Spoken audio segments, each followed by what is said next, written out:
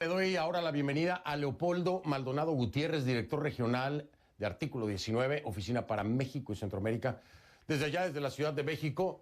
Leopoldo, bienvenido, gracias por estar aquí. Hola Fernando, muchas gracias por el espacio y un saludo a tu auditorio.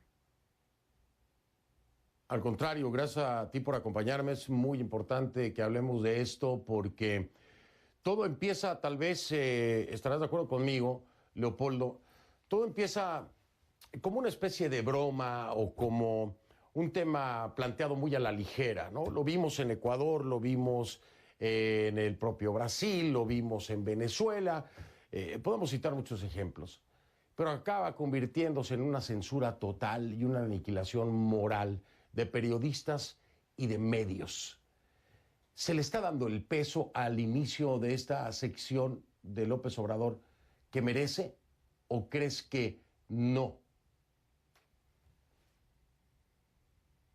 Mira, Fernando, la situación ha sido preocupante desde el inicio del sexenio.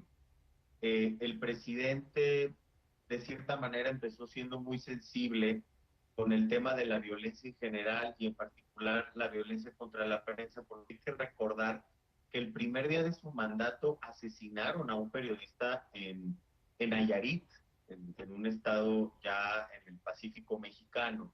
En ese sentido, habló de la protección a periodistas, habló de la necesidad de fortalecer el mecanismo que existía desde el 2012 para efectos de brindar seguridad a defensores y periodistas, pero a la par utilizaba un discurso de descalificación y de denostación contra aquellos periodistas que le eran críticos.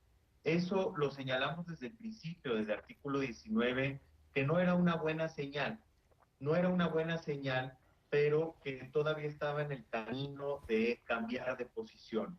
La disculpa pública a Lidia Cacho, periodista torturada en 2005, fue una gran señal que nos estaba dando este gobierno a principios de 2019, pero después se perdió en las descalificaciones y en esta confrontación contra la prensa.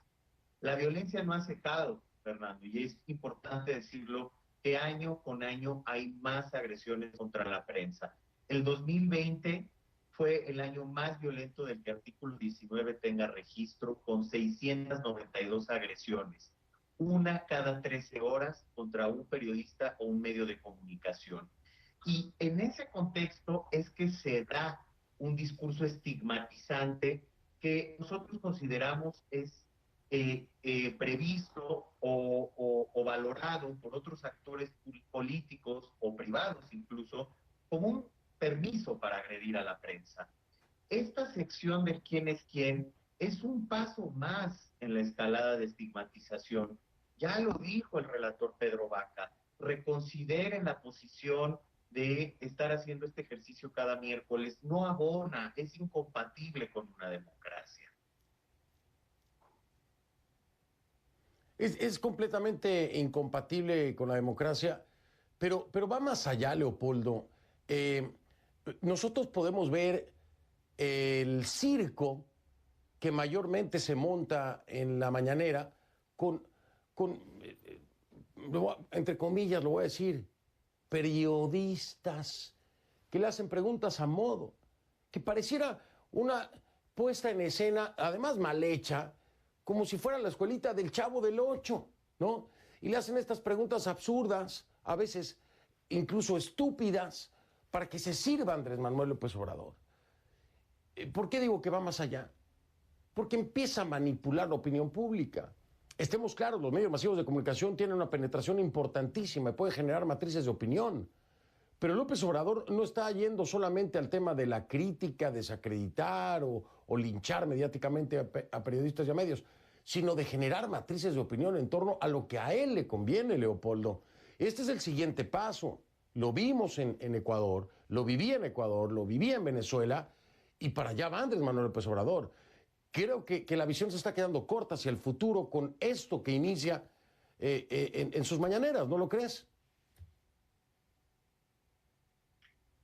Es preocupante, sobre todo, Fernando, por el contexto que ya les describíamos, siendo que México es el país más peligroso para ejercer el periodismo en el hemisferio occidental, uno de los más letales a nivel mundial.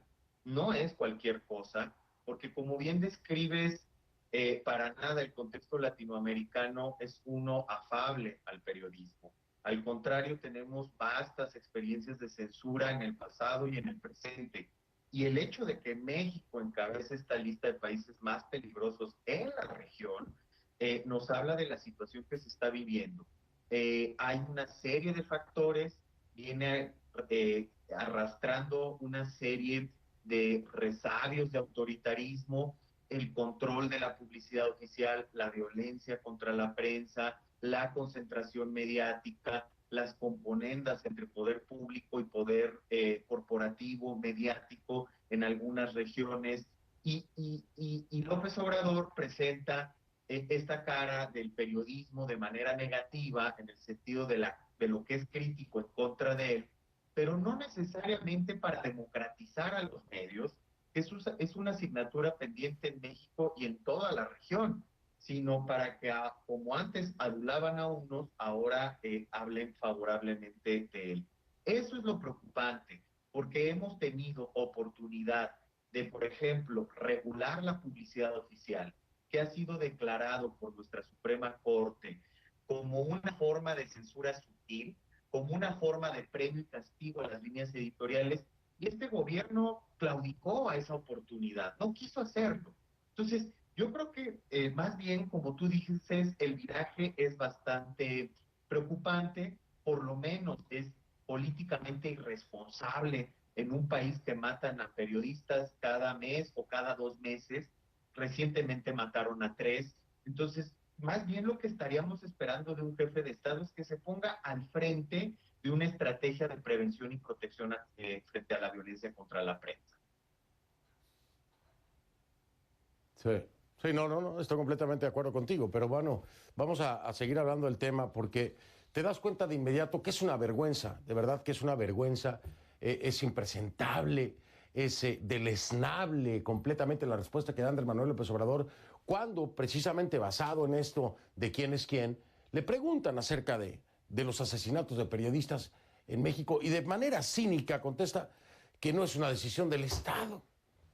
Pues bueno, nada más faltaba que fuera decisión del Estado asesinar periodistas. No, pero es su obligación protegerlos como periodistas y como ciudadanos, ¿no? Hablemos de este tema, además de las acusaciones, que yo leía, mira, esta palabrita de que la prensa convencional es muy corrupta, ¿no? Era la frase de Correa, siempre, la prensa corrupta, la prensa corrupta. Y lo estamos viendo repetirse, el fenómeno.